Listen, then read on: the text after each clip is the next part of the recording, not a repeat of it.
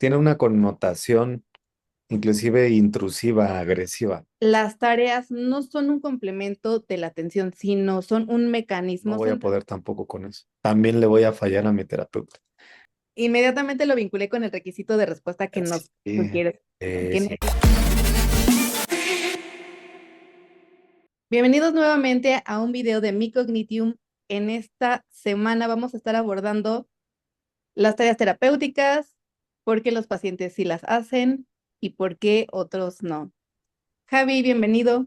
Buenas tardes, ¿cómo estás? Estoy bastante bien, muchas gracias. Vamos a darle con ese tema porque es súper interesante y es un predictor inclusive. Pero ahorita abrimos la conversación. Sí, claro que sí. Incluso sabemos que Aaron Beck nos dijo o enfatizó que las tareas no son un complemento de la atención, sino son un mecanismo central para la generalización de aquellas habilidades que estamos En trabajando. un contexto cultural e histórico, las tareas tienen una connotación inclusive intrusiva, agresiva en la comunidad mexicana y sobre todo en las grandes ciudades. Las tareas están relacionadas con hasta que la acabes, puedes hacer esto. No te levantas de la mesa hasta que termines tu tarea. Eh, Aplanas inmensas de lo bueno y lo malo que tenías que hacer. O sea, para los que somos de esa generación, todavía nos tocaban las tareas y las actividades y eso está adscrito a una calificación. ¿Qué pasa cuando tienes un paciente con depresión que ya viene autocalificado? Con 5, con 4, le dejas tareas. Lo primero que va a pensar es, no voy a poder tampoco con eso. También le voy a fallar a mi terapeuta. Por eso hay una connotación cultural respecto al tema de tareas y que cuando nosotros estamos en los seminarios, también cuidamos la manera de cómo llamarle esas actividades. Si la sabes vender muy bien desde la primera sesión, oye, es que esto es como un medicamento, te lo vas a tomar los 7 días de la semana que te corresponde. Si tú haces estas actividades, ya no les llamas tareas, vas a ver que vas a notar mejoría. Y tienes al paciente depresivo, pero también tienes al que es contra todo, ¿no? El antitodo. El no, yo no voy a hacer nada si no respeto a mis papás, si no respeto a alguien de mi familia, pues, ¿cómo por qué voy a hacer lo que tú me tienes que decir? Nos ha tocado en las clínicas que hemos formado nosotros que hay pacientes que digan es que es un terapeuta que cada rato me quería dejar cosas. Y no, yo nada más voy a platicar de mi vida. Nos pasó en unos comentarios que tuvimos en las clínicas. No fueron todos, pero de los 700 comentarios que llegamos a tener o 1000, pues había dos o tres aislados por ahí del que decía, no, yo no quiero, casi casi diciendo, yo no quiero que mi terapeuta sea proactivo. Yo nada más vengo a que me escuche activamente y que yo solito me dé cuenta de la situación. Ya sabemos que no corresponde. Aquí, la ventaja o desventaja, como la quieras ver, los TCC, todo el tiempo estamos creando infografías, actividades para casa. Pero tiene que ver con, número uno, un contexto cultural del mexicano de qué es una tarea y a qué le recuerda la palabra tarea, o una condición emocional como el enojo, o una persona que es anti todo o que viene deprimido. Pero sorpresa, porque también esa condición emocional es favorable y lo develaremos más tarde. ¿Quiénes son los pacientes? ¿Con qué condición emocional los que te hacen, porque te hacen la actividad, eh? Nos tocaste un tema súper importante. Primero, el vínculo que se tiene con lo que estás nombrando tarea. Entonces podríamos ajustar el nombre por ejemplo, este entrenamiento. Creo que también hay varios factores que nos pueden ayudar a que estas actividades se lleven a cabo, como por ejemplo la claridad. ¿Qué tan claro estás siendo con tu paciente al describir paso a paso qué es lo que tiene que hacer? Pero también, por ejemplo, la relevancia. ¿Qué tan significativo puede ser para tu paciente o tu consultante llevar a cabo estas actividades dentro de esta relevancia que puede tener el paciente? Poder observar cuál es el objetivo y cuando estás desarrollando el ejemplo en tu sesión, Cuando puede integrar muy bien este ejercicio, es más fácil que se lo lleve allá afuera y cuando se presente el contexto, la situación, el momento indicado, pueda replicarlo.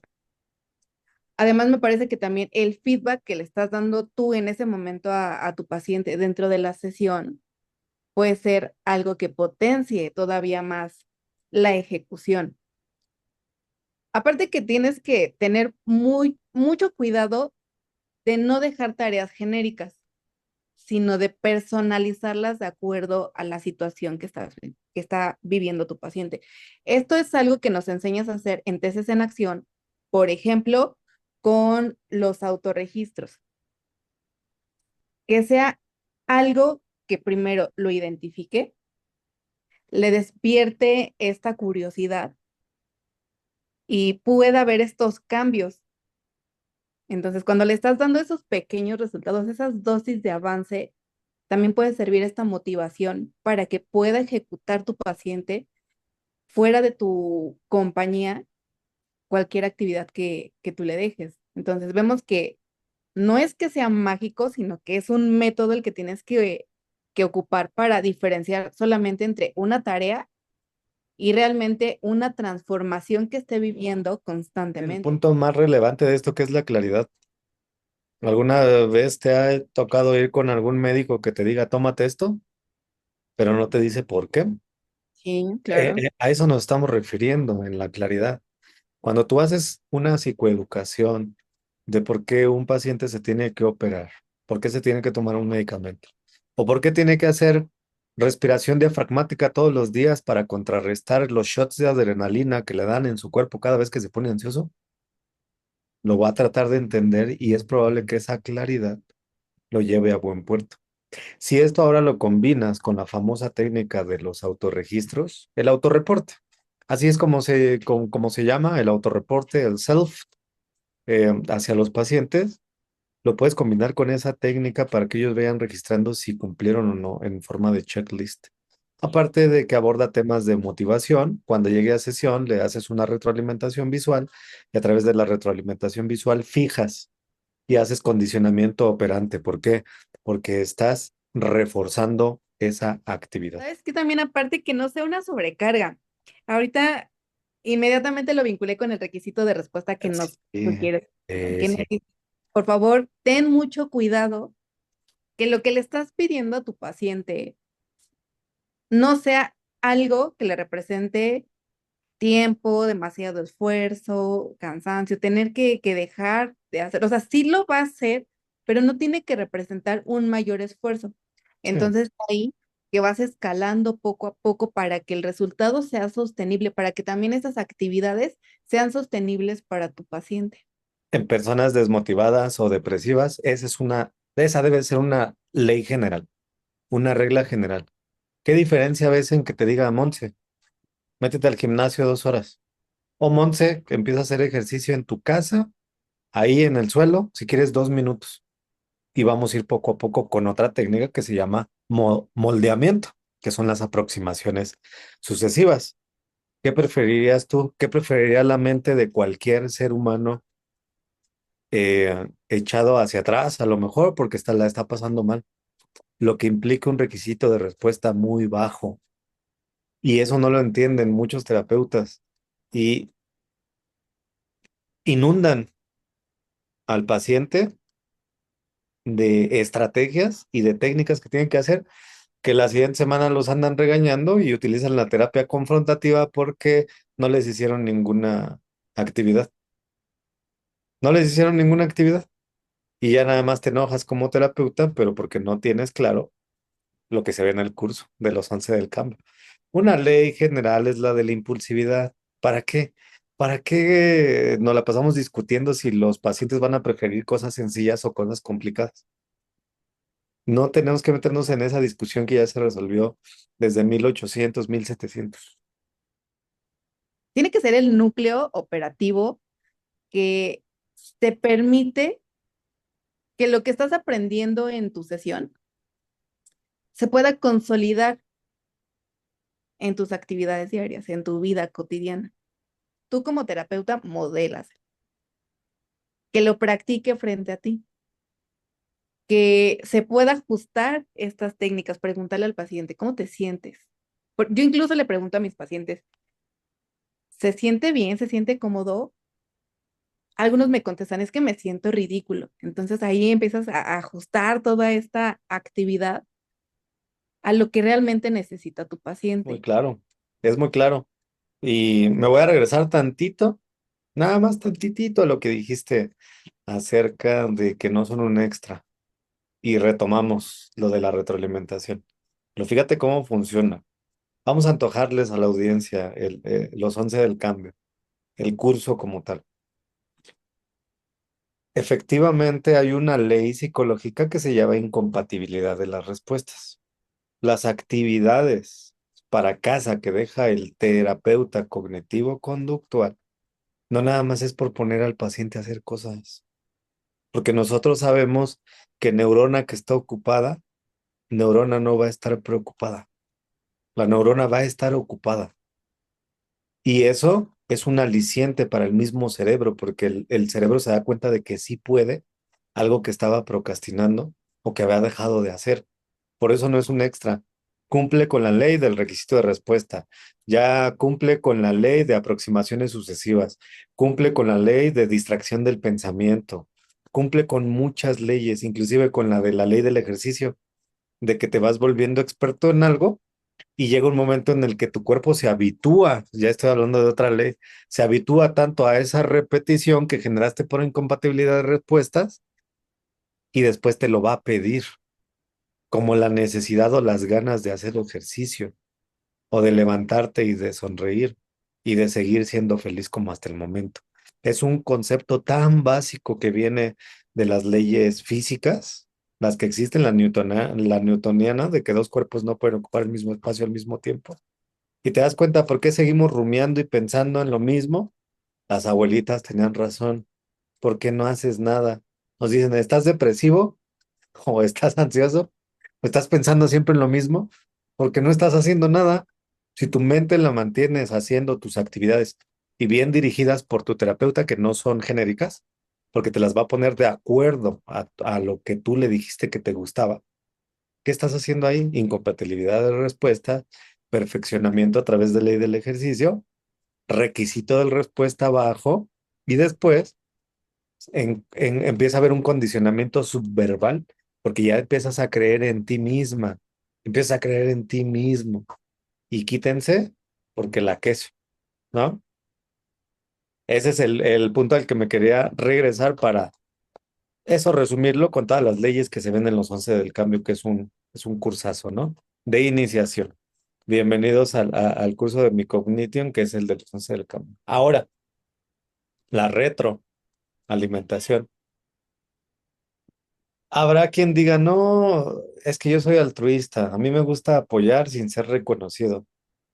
Todos los organismos que contemos con un sistema nervioso central y periférico tenemos la necesidad de ser recompensados. ¿De dónde crees que viene la saciedad de cuando ya dejas de tener hambre, cuando ya dejas de tener sed? ¿De dónde viene esa compensación de calmar esas pulsiones, como se conocen en psicología? De que recibiste algo a cambio de lo que tú sentías. Ahora imagínate recibir un reconocimiento, un autorreconocimiento porque te estás viendo cómo estás poco a poco avanzando. Eso es una pulsión de tercer orden y te vas creyendo lo que realmente eres, no lo que pensabas que eras. Es sumamente relevante platicar sobre esos temas, las actividades, verse a sí mismo, la autoobservación, son Y indicadores de esto entra dentro de la generalización que tanto nos has compartido. Y lo que mencionaste hace rato, ¿con qué está vinculado? Con que todo el tiempo te están diciendo siempre, nunca, es que nunca me haces caso, es que siempre eres así. Entonces vas creando esta historia, esta narrativa. Entonces, cuando tú ves tus resultados, rompes con esta generalización y dices, oh, ¿Mm? claro que soy capaz, claro que tengo las habilidades, claro que puedo desarrollar pues, lo que quiera, pero pues estas tareas que estás planteando. Más bien, la diferencia entre una tarea que se queda olvidada ahí en tu libretita de apuntes y la que realmente se ejecuta es cómo lo estás planteando tú como terapeuta o como orientador psicológico.